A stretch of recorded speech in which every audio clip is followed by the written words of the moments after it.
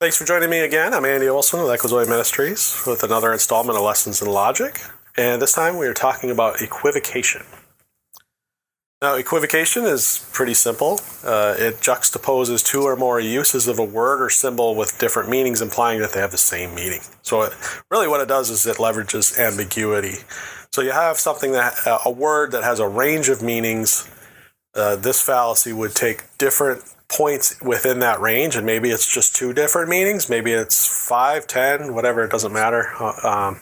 It's taking different points within that range and making them equal, like equivocating. It's really what it's about. So examples from Wikipedia. If you follow through this line of reasoning here, margarine is better than nothing. Nothing is better than butter. Therefore, margarine is better than butter. So better than nothing.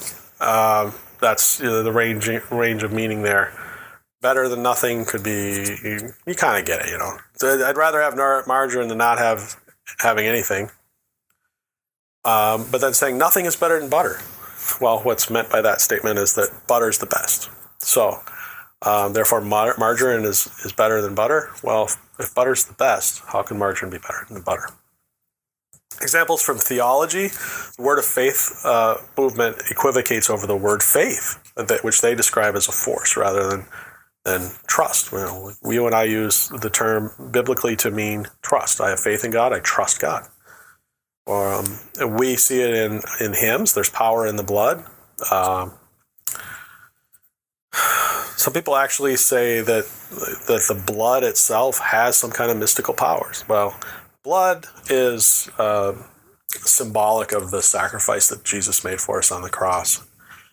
Equivocation is often used by cults, and so anytime you're dealing with cults and they start walking you through their theology, one of the first things you need to do all the time is insist that the terms are defined.